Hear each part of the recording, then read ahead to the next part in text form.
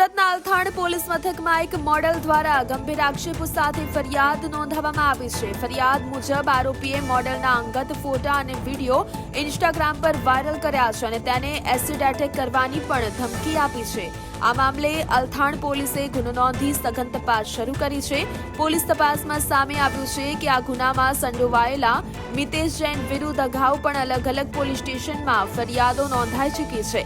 Althan police દ્વારા હવે મોડેલનું વિગતવાર નિવેદન લેવામાં આવશે અને સોશિયલ મીડિયા પર વાયરલ થયેલા પુરાવાઓ એકત્રિત કરવામાં આવશે।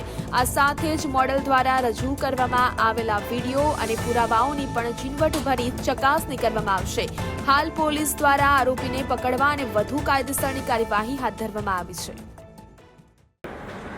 અલથાણ પોલીસ સ્ટેશનમાં ગત 20 ફેબ્રુઆરી 2025ના રોજ ભોગ બનનાર જે છે એમણે આવીને રજૂઆત કરેલ કે પોતાના ફોટા જે છે એ આ કામના આરોપી મિતેશ સંપતલાલ જૈન દ્વારા પોતાની ઇન્સ્ટાગ્રામની ચેનલ પર અપલોડ કરેલા હોય તે બાબતનું સ્ક્રીન રેકોર્ડિંગ રજૂ કરતા કાયદાકીય રીતે આઈટી એક્ટની કલમ 66 તથા 67 અને 67 એ મુજબ આરોપી વિરુદ્ધ ગુનો દાખલ કરેલ છે। અગાઉ પણ કઈ રીતની ફરિયાદ?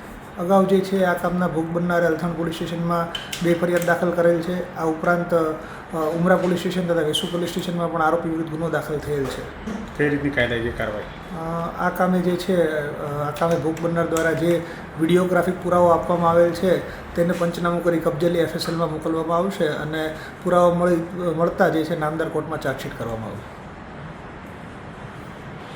हाँ, ये मितेश संपत जैन जो जिनसे मेरी मित्रता थी और 2024 में मैंने इनके ऊपर रेप केस किया था, जिसके लिए इनके ऊपर जिनसे ये जेल भी गए थे और जेल से आने के बाद भी इनका लगातार टॉर्चरिंग परेशान करना आज तक जारी रहा है।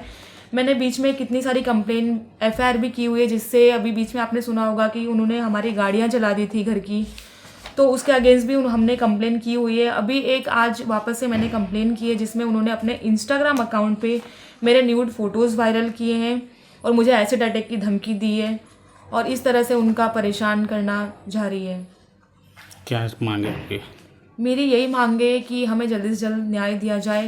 मेरी और मेरी फैमिली हम सब बहुत परेशान हैं।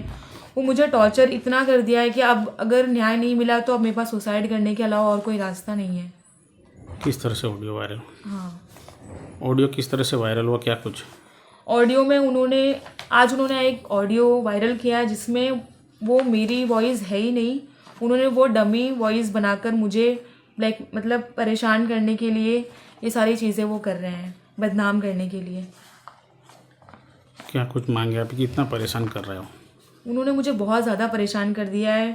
मतलब मैं किस तरह से कितना परेशान हो जाऊँ और मैं खुद से सुसाइड कर लूँ, इस हद तक उन्होंने मुझे परेशान कर दिया है। એમાં મોડલે એક ફરિયાદ કરેલી છે કે એના ઉપર મેં એસિડ એટેક કરવાની ટ્રાય કરું છું અને પ્લસ એના ફોટો વાયરલ કરું છું। મેં એને કોઈ બી એસિડ એટેકની ધમકી આપી નહીં। અગર એની પાસે કોઈ બી એસિડ એટેકની મેં ધમકી આપી હોય, મારી કોલ રેકોર્ડિંગ હોય યા મારા કોઈ બી મેસેજ હોય તો એ પોલીસમાં પુરાવા આપે। એની પાસે કોઈ પુરાવા છે નથી। પ્લસ એને એક મૂકેલું છે કે ભાઈ મેં એના ફોટો વાયરલ કરું છું। મેં એના કોઈ બી ફોટો વાયરલ કર્યા નથી। એના ફોટો પહેલાથી ઇન્સ્ટાગ્રામ પર 2020 થી ઢગલા ફોટો એને જે પડાવેલા છે ફોટોગ્રાફરથી એ લોકોએ મૂકેલા છે ને હજારો લોકોએ એને શેર કરેલા છે ને નોર્મલ વ્યક્તિ માધ્યમથી મેં બી એને નોર્મલી શેર કર્યું છે ને મને જ્યારે લાગ્યું કે આ ખોટું છે એટલે મેં એને પાછું અનસેન્ડ કરી નાખ્યું 1 કલાકમાં। તો એ વિરુદ્ધમાં એને અલથાણ પોલીસ સ્ટેશનમાં મારી એફઆઈઆર નોંધ કરાવી છે। આ જૂની અદાવત લઈને મને હેરાન પરેશાન કરવા માટે ખાલી અરજી ને એફઆઈઆર આ 2 વસ્તુ આ ને એની બેન બંને બધા પોલીસ સ્ટેશનમાં જઈને મારા વિરુદ્ધ ખાલી અરજી ને એફઆઈઆર આવે। એમની પાસે કોઈ બી પુરાવો નહીં હોય, ખાલી અરજી એફઆઈઆર આપ્યા જ કરે છે મને ખાલી પરેશાન કરવા। કેટલા દિવસ જેલમાં? મેં 22 દિવસ જેલમાં હતો। હવે કયા પ્રકારની લડાઈ લડશો? જે લીગલી જે પ્રોસેસ હોય એ હિસાબે મેં લડત લડીશ કોર્ટમાં। મારી પાસે જે પુરાવા છે એ પુરાવા આપીશ કોર્ટમાં।